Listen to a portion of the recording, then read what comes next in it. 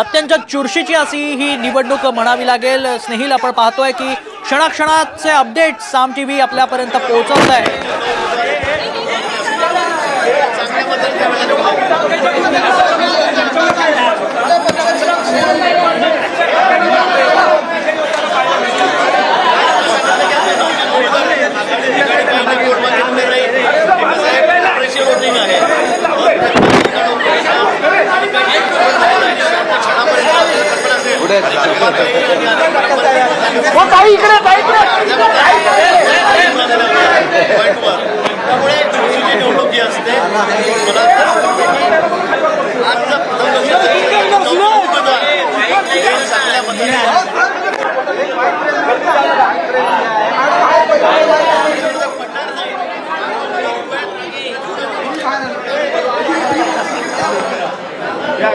तर आपण बघतो इथे विजयी उमेदवार जे आहेत त्यांच्या पक्षाच्या कार्यकर्त्यांनी आता जल्लोषाला सुरुवात केलेली आहे। विधान परिषद निवडणुकीचा निकाल समोर आलेला आहे। भाजपचे 5 पैकी 4 उमेदवार विजयी झालेले आहेत। परिणय फुके तसंच योगेश टिळेकर देखील इथं विजयी झालेले आहेत।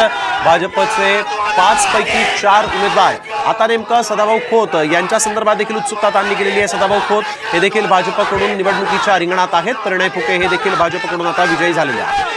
अगदी चुरशीची अशी ही निवडणूक झाली, त्यामुळे 11 जागांसाठी 12 उमेदवार रिंगणात होते। आता एक एक उमेदवारांचा विजय होताना पाहायला मिळतोय। त्यात महाविकास आघाडीचे प्रज्ञा सातव विजयी झालेल्या पाहायला मिळत आहेत। तसंच महायुतीकडनं भावना गवळींचा देखील विजयी झालाय।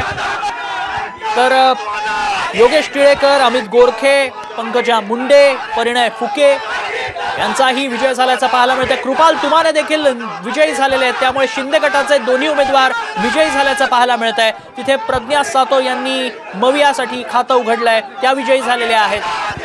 मवियाचा केवळ एक उमेदवार विजयी झालेला आहे। तर तिथे आपण बघतोय महायुतीचे जवळजवळ 8 उमेदवार जे आहेत ते विजयी झालेले आहेत। केवळ आता सदाभाऊ खोत यांचं नेमकं काय होतं याची उत्सुकता तमाम महाराष्ट्राला। तसंच जयंत पाटील, शेकापचे जयंत पाटील यांना देखील सर्वात कमी मतं मिळाल्याचं पाहायला मिळतंय। त्यामुळे नेमकं कोणाला कोणी मदत केली, पडद्याआड नेमकं काय घडलं याची उत्सुकता आता वाढलेली आहे।